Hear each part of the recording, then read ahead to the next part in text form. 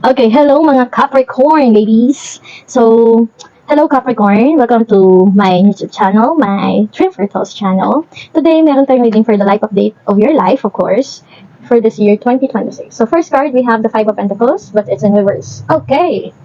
Next, another card for you, Capricorn, life update. So, it goes around, no? Pwede sa love or money, anything. Okay, Two of Cups. Wow, Capricorn. Kakasal ka ba? Oh, Nine of Wands in reverse. Bakit? Okay. Sige. I could sense it na ano yun. Pero later ko na lang sasabihin. Bunot muna tayo ng mga cards. Ten of Wands. In reverse.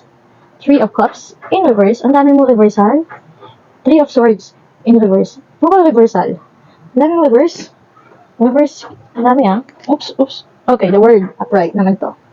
Next, we have the Strength in reverse. Mukhang tama yung nafe-feel ko. Oops. Two of Wands in reverse. Okay. Ang unang kasing na-sense kanina, di ba sabi ko, ikakasal ka ba? Mukhang naudlot ata yung pag-iibigan nyo. Okay. You have here the Ten of Wands, but it's in reverse. And the Three of Cups in reverse. Parang there is a celebration that should happen, particularly for the both of you. Yun to. Parang siguro ikakasal ka dapat this year, pero hindi natuloy. Or hindi matutuloy. Yun yung nakikita ko dito. Capricorn. This year, Capricorn, okay, dadandahanin ko lang sa'yo. No? Kasi parang, I think hindi pa ito nangyayari, or mangyayari pa lang, or papunta ka na doon. Okay, kung nangyayari na to sa'yo, then, this reading is really for you. If not, probably, magaganap pa lang ta sa'yo.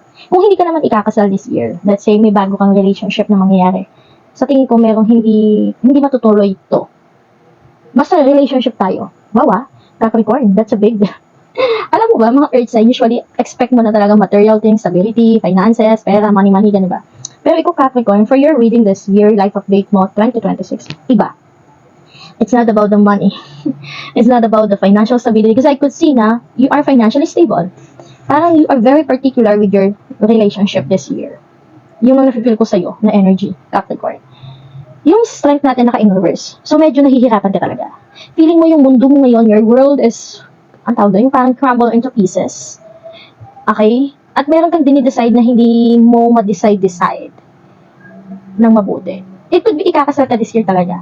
And maybe, hindi naman maudot yung kasal. Could be, nai-stress ka lang, is this the right thing to do? Magpakasal na ba talaga ako? Magpakasalan ko na ba talaga yung taong to? Parang ganon. Pero kasi, yung Three of Cups in reverse, ayan kung babae ka na nakikinig ngayon, okay? Hindi ako nag-wish ng bad for you, but, if you have a partner, I could see here na meron kayong kailangang ayusin between the both of you. Okay? Kasi, ang Three of Swords natin, it's not in reverse. I mean, it's not upright. It's in reverse, actually. Okay? So, it means, there's no third party involved in your relationship. Kung magkaka-problem kayo when it comes to your relationship this year, Capricorn, it's not about third party situation na tao. Okay? Wala akong nakikitang third party na problem. Ang mas nakikita ko dito is the both of you have something to deal with. Okay? Maaaring ikaw yung, obviously, you are the Capricorn. You are watching this. You are listening to this. You are the Capricorn. You are this one. Five of Pentacles, but it's in reverse. Okay? Naka-in-reverse siya. And if you would see, kapag ito ay naka-upright, ibig sabihin, parang may pagluluksa. Pwedeng namatayan, nagkasakit. Basta mayroon something na lose hope. Pero naka-in-reverse to. So, ibig sabihin, it's a positive one. Kaya sabi ko, ikakasal ka ba? Ayan. Kaso, your Knight of Wands, yung taong pakakasalan mo, o yung taong nakalaan para sa'yo, it's in reverse. Meaning, undecided, that's the problem. Capricorn. Kasi ikaw okay ka na eh. Parang, you're willing to settle down na. You are ready to settle down na. But, dito ka magkakaproblema this year for 2026 when it comes to your relationship. Kasi, alam mo yung feeling mo ito, parang hahawak ka na ng bouquet of flowers for your wedding. Pero somehow, parang hindi pa ata matutuloy ito Or hindi na matutuloy talaga. Kasi ang may problema is not you. It's him. sa tingin ko lang ha, ito, cards lang naman to and your energy Capricorn. Kung hindi ako nagkakamali, ang partner mo ay isang fire sign, kasi nga once, it's either Leo, Aries, or Saggy. Pero ang nakikita ko dito, he is a Leo. Ayan o, he is a Leo. Ang partner mo, Capricorn, this year, ay isang Leo. I could see na ka-relationship mo na to, baka matagal na kayo. Baka, no? And, ikaw, okay ka na eh. Itong lalaking to, i-describe ko lang sa'yo ha. Kung it resonates, no? Kung hindi, then just leave it behind. Yung partner mo is a Leo, a fire sign. Favorite niya ang red color. May tattoo. May necklace. May bracelet. Mahilig sa ganitong outfit. Yung jeans and t-shirt. And then I could also see that I think this is a gecko, butiki. Ang itsura niya, possible, no? Ganito din yung hair niya. Wala siyang hair. Okay? Or pero meron siyang parang balbas. Or yung sa chin. Yung sa hair, ganon. May tsura siya, oo. I could see that. Kakaiba yung eyes niya. The way he looks. Parang ang lakas ang dating. May something dito sa butiki.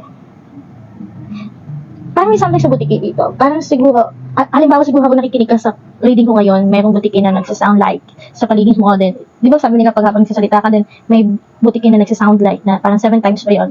It means what that person saying is true or it will happen. Parang ganun. So, your partner is a Leo.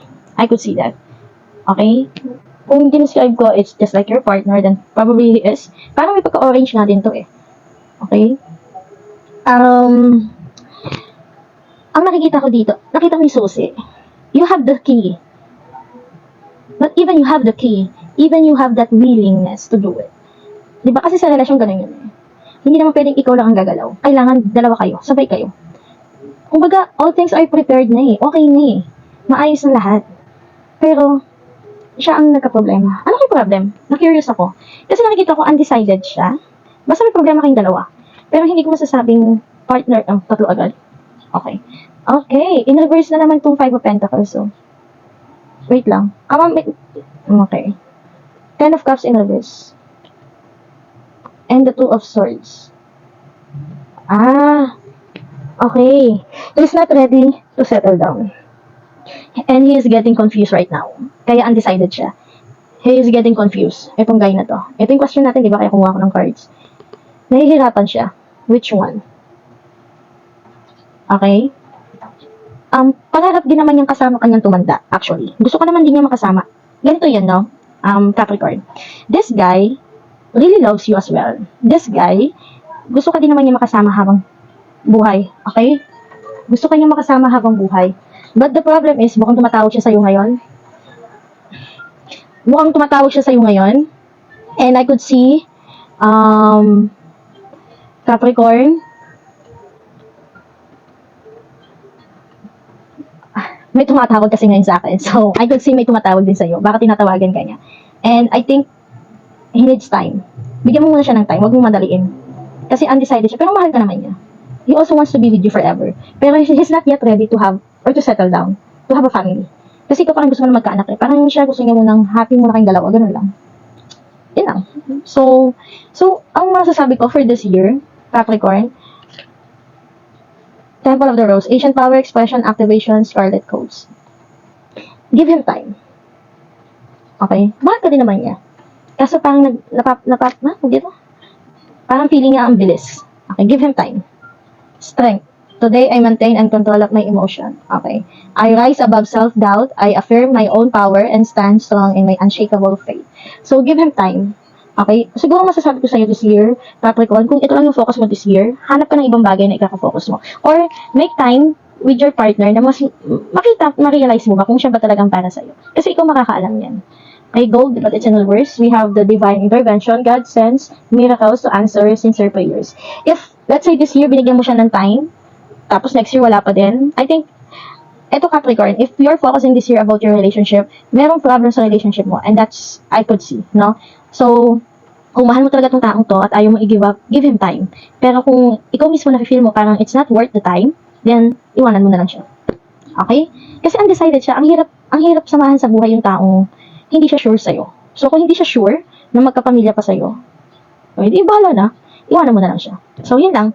So, that's all your reading for today, Capricorn. Thank you for listening. And if you want, or if you're happy with this, or it could resonate to you as well in this reading, you can subscribe to my channel and watch my other readings. So, see you again. Bye.